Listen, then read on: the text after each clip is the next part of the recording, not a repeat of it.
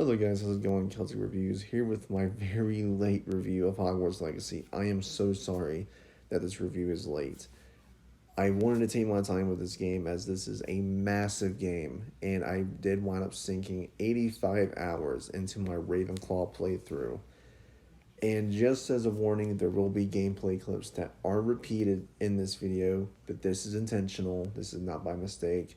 I want to show off as little of this game as possible because I want you guys to experience the magic that is this game and is like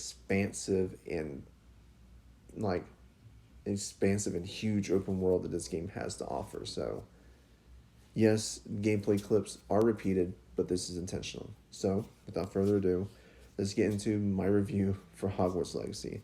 Now, I've been really excited for this game. I love Harry Potter. I love the Wizarding World, and this game, it seemed like it was meant for me. A giant open world RPG that is set in the late 1800s, so it doesn't have to follow the books or the movies that much. It seemed like a dream come true. This is a game that I've always wanted as a kid, and playing it, I gotta say, it is everything that I ever wanted from a Harry Potter game. Let's get into the graphics first. As you can see, this game looks great.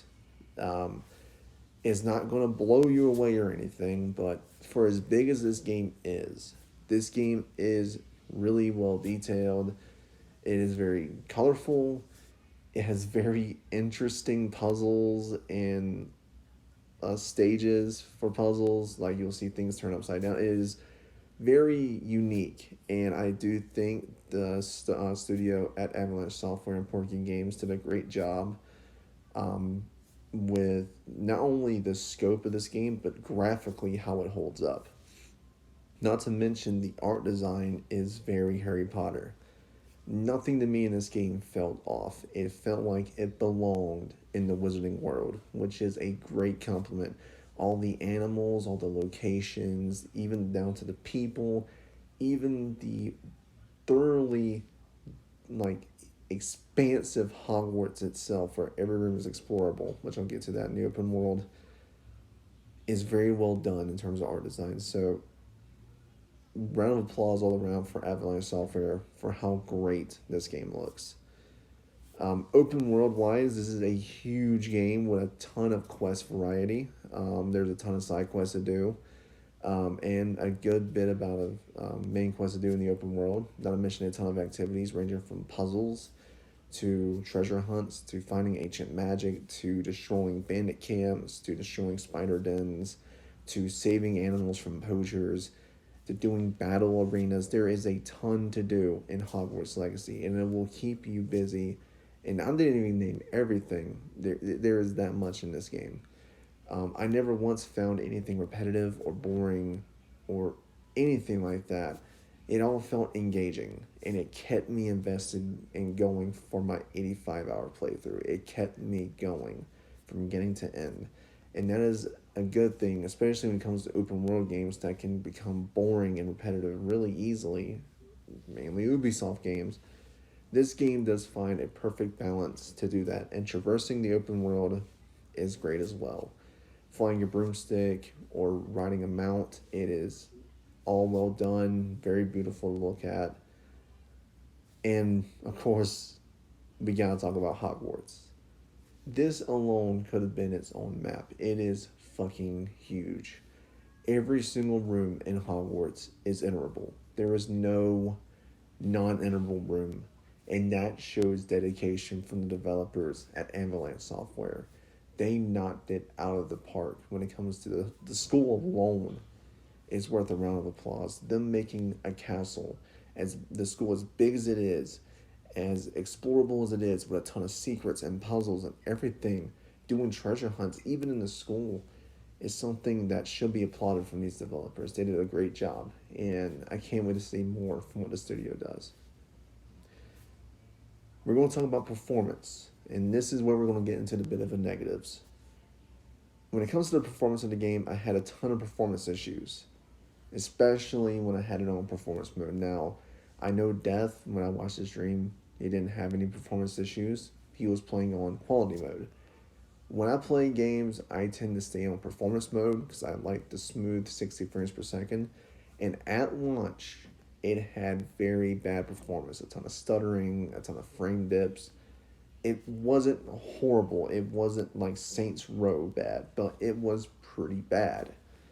But after a few updates, it did get a lot better. Now there's still frame dips here and there, but it's not as bad as it used to be. And I do get a more consistent 60 frames per second more than I ever have. So it is improved now, but at launch, when I played it, it did seem like it had some very bad performance issues. When it comes to bugs, I didn't experience any bugs or any bugs that I noticed. There was no crashing. My game didn't crash once throughout my 85-hour playthrough. Overall, the only negative in terms of performance and all that is honestly the frame dips. But other than that, the game was bug free and the game was crash free. So that is great. I just wish the performance at launch was better than it was. The story of Hogwarts Legacy, I want to talk about that, is very good. Is it the best it could have been? It could have been a little bit better. I do think the story could have been a little bit longer than what it was. But in terms of how the story is written, it is very well done with great voice acting all around. Every single character that I talked to in Hogwarts Legacy felt believable in the wizarding world, and the story felt like it fit within the books of Harry Potter and this world. You play as a late fifth year student who has the ability to use ancient magic, and it does this very well. The villains, Ranrock especially, is very well done in this game. Even down to me, the most underused character, the headmaster, which is voiced by Simon Pegg, which I wish they would use more of him, but he did a phenomenal job. Everyone did a phenomenal job in this game, from the voice acting to just the script, the story writing, everything in this game. In terms of the story, while I do wish it was a bit longer, it was still very good, very well done. So no really big complaints there, just in terms of the story's length. Now let's get into content for like value, like content for value, where this is gonna be a new thing I'm doing, where we're gonna look at how much content you get in the game compared to the price the game is. So this game is a $7 game, and with this being a open world RPG, there is a ton of content here, a ton here, and trust me, you get good value for your money. I wound up getting the deluxe edition, and I just beat it at the 85-hour mark, and I'm still not done with everything. I haven't done all the Merlin trials, the puzzles. The last thing I did was complete all the battle arenas. I completed all the side quests. I beat the main story. I still had to do a lot of the tiny stuff, like the treasure hunting and all that, and the puzzles and all of that. There is a ton of content here. So if you want a game that's going to keep you busy for a while, Hogwarts Legacy is most definitely a worthwhile purchase. And I would even recommend this game to non-Harry Potter fans to play, because this game doesn't rely on, oh, you need to know this and that about Harry Potter. This game explains it to you in a very simple way for long-term fans not to get annoyed by it, so it doesn't feel like they're being lectured about it, but enough for newcomers to get into it easier. And of course, gameplay very well done. The combat's fun, it's addictive, it's just amazing. The gameplay itself is awesome. It's not even that grindy, especially for an RPG. That's what I was scared about. But the gear system is really well done. The combat's phenomenal. Man, let me just get to my rating. Guys, this game is amazing, and it's definitely going to be in my Game of the Year contenders list. Kudos to Avalanche Software for taking on this very big task and knocking it out of the park.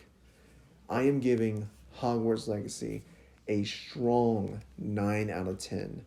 If the story was a bit longer and there wasn't as bad performance issues at launch, this game could have easily earned a 10 out of 10. But as it stands, this game deserves a high 9 out of 10, close to a 10. This game is phenomenal, and I cannot wait to see the additional content that these hardworking devs put into this game to make this game have even more lasting power than what it does now.